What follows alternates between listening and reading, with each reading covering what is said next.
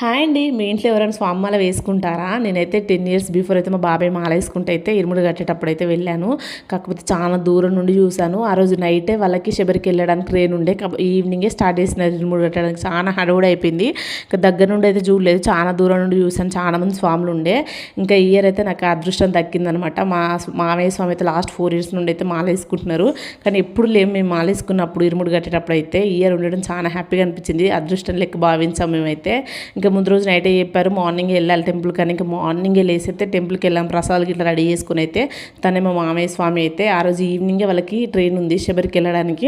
ఇంకా మార్నింగే కడతారు. చాలామంది స్వాములు ఉంటారు. మార్నింగ్ వెళ్దామని చెప్తే ఇంకా మేము మార్నింగ్ వచ్చినాము. ఇక్కడైతే ఇరుముడు అయితే కడుతున్నారు అనమాట. అంత దగ్గర నుండి కడుతుంటే చూడడం చాలా హ్యాపీగా అనిపించింది. ఆ ఇరుముడిలో బియ్యం వేపించడము, డబ్బులు వేయించడము, కుంకుమ పసుపు వేపించడం చాలా హ్యాపీగా అనిపించింది. మా చేతులతోటి మేము వేయడం అయితే నాకు చాలా అదృష్టంగా భావించండి. నేనైతే ఇప్పటివరకు ఎప్పుడు వేయలే కదా, చాలా హ్యాపీగా అనిపించింది. ఇంకా మా స్వామి అయితే ఆ రోజు నైట్ వెళ్ళాలి శబరికి అని చెప్పారా. మా స్వామితో పాటు చాలామంది స్వాములు వెళ్తున్నారు. లేట్ అవుతుందేమో ఇక్కడ ఇరుముడి కట్టే వరకు అనుకున్నాం కానీ తొందరనే అయిపోయింది మాదైతే. ఇంక ఇక్కడైతే మా స్వామికి అయితే ఇరుముడి అయితే కట్టడం అయితే కంప్లీట్ అయిపోయింది అనమాట.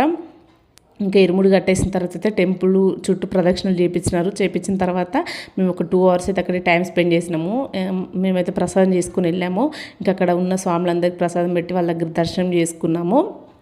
చాలా మంచిగా అనిపించింది. నాకైతే చాలా ప్రశాంతంగా అనిపించింది. 41 డేస్ అయితే ఫుల్గా పూజలు చేసుకున్నాం మేమైతే. అంటే డైలీ చేసేది ఎప్పుడు చేస్తూనే ఉంటాం. కాకపోతే ఈ మాలలో ఉన్నప్పుడు చేసిన పూజలు వేరే కదా. ఇక్కడైతే ప్రదక్షిణలు చేపిస్తున్నారు మా స్వామికి. ఇదైతే మా ఫ్యామిలీ అనమాట. మా అమ్మమ్మ, తాతయ్య, మా స్వామి, అత్త, మా పిల్లలు, నేను, మా హస్బెండ్, మా మిజ్జు, మీ అందరూ తెలిసిందే. మా ఆడపడి చొక్కతే మిస్ అయ్యింది. మేము అందరం ఉన్నాం అనమాట. వీళ్ళందరూ మా స్వామితో పాటు శబరికి వెళ్ళే స్వాములు. నాకైతే చాలా ప్రశాంతంగా అనిపించింది ఆ రోజు అయితే. మీకైతే వీడియో నచ్చితే ప్లీజ్ ఒక చిన్న లైక్ ఇచ్చేయండి.